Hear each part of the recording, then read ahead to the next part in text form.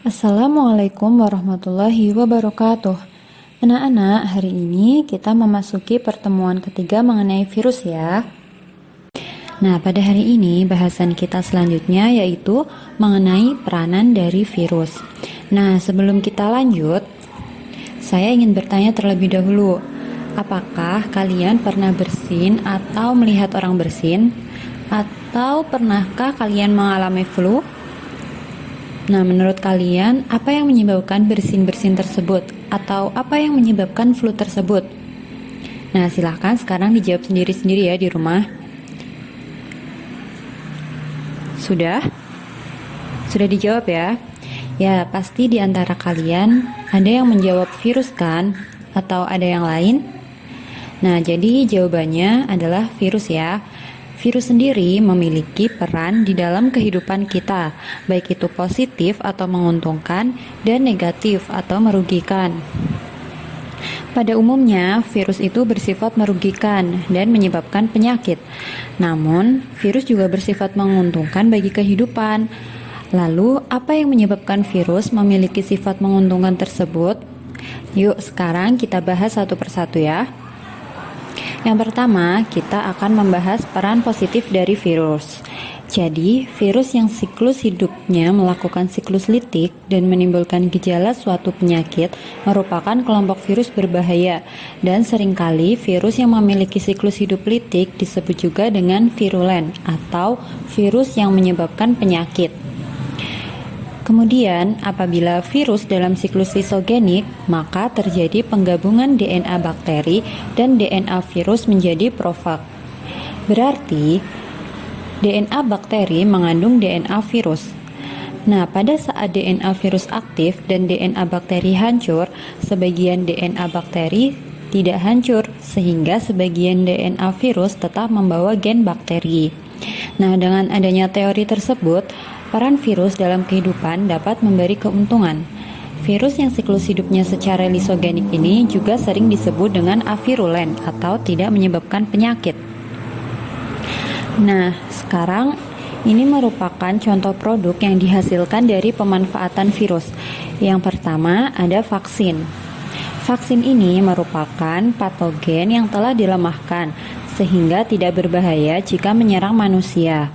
Pemberian vaksin ini menyebabkan tubuh bereaksi membentuk antibodi, sehingga kebal terhadap infeksi patogen di kemudian hari. Kemudian, peran positif virus yang kedua yaitu bermanfaat dalam pembuatan antitoksin.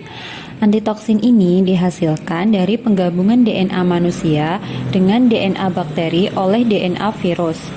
Sehingga yang awalnya gen bakteri tidak mengandung antitoksin manusia, sekarang mampu memproduksi antitoksin manusia. Nah, sebenarnya apa sih manfaat dari antitoksin ini? Antitoksin ini berperan sebagai antibodi yang berfungsi untuk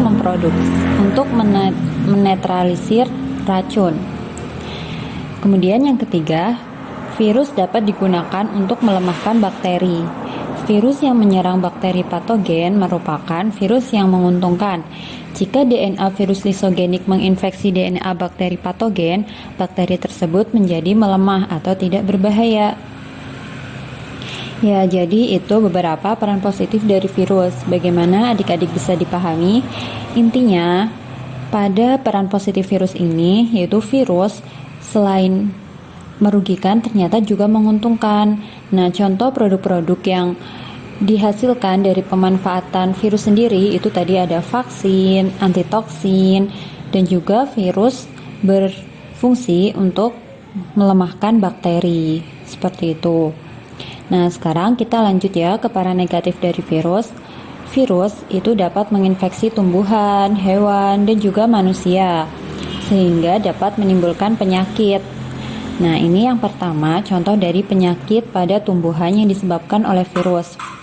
Yang pertama ada mosaik, yaitu penyakit yang menyebabkan bercak kuning pada daun tumbuhan tembakau, kacang, kedelai, tomat, kentang, dan beberapa jenis labu. Adapun virus yang menginfeksi yaitu tobacco mosaic virus atau TMV. Kemudian ada penyakit kuning pada daun cabai dan tomat.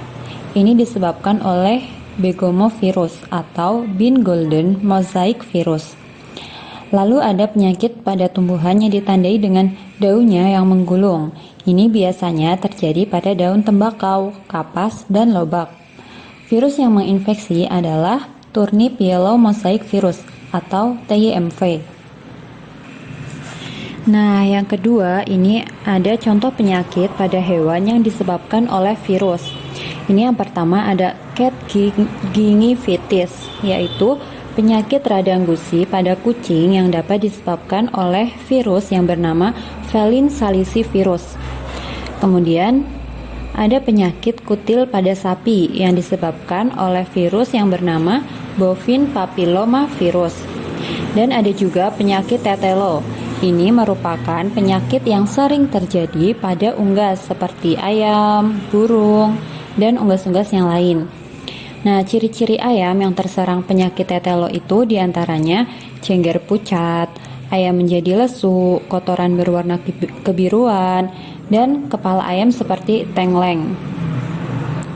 Nah, serangan penyakit itu biasanya hanya berlangsung selama 2 atau 3 hari hingga ayam yang terserang mati. Virus yang menyebabkan penyakit ini adalah Newcastle disease virus atau NDV. Jadi, ayam atau unggas yang terkena virus NDV ini awalnya dia hanya bertahan 2 hingga 3 hari dan akhirnya unggas atau ayam ini akan mati. Kemudian yang terakhir, ini ada contoh penyakit pada manusia yang disebabkan oleh virus. Nah, yang pertama contohnya ada influenza yang disebabkan oleh virus influenza. Nah, virus influenza ini sendiri itu dibagi menjadi 3 tipe, yaitu tipe A, tipe B, dan tipe C. Tipe A dan tipe C itu dapat menginfeksi manusia dan hewan, sedangkan tipe B itu hanya dapat menginfeksi manusia. Kemudian ada cacar air dan herpes zoster. Nah, herpes zoster ini itu merupakan penyakit lanjutan dari cacar air. Ini gambarnya itu yang di sebelah kiri bawah ya. Bisa dilihat, penyakit ini disebabkan oleh virus yang bernama varicella zoster virus atau VZV. Kemudian ada campak. Ini disebabkan oleh virus yang bernama paramyxovirus. Kemudian ada flu burung. Ini disebabkan oleh virus influenza tipe A, strain H5N1. Dan juga ada penyakit AIDS yang disebabkan oleh Human Immunodeficiency Virus atau HIV. Ya, jadi itu tadi merupakan contoh-contoh dari peran positif dan negatif dari virus. Semoga anak-anak paham dengan penjelasannya. Jika ada yang ingin ditanyakan, silahkan tulis pertanyaannya melalui Google Classroom ya. Dan sekian dari saya dan terima kasih. Wassalamualaikum warahmatullahi wabarakatuh.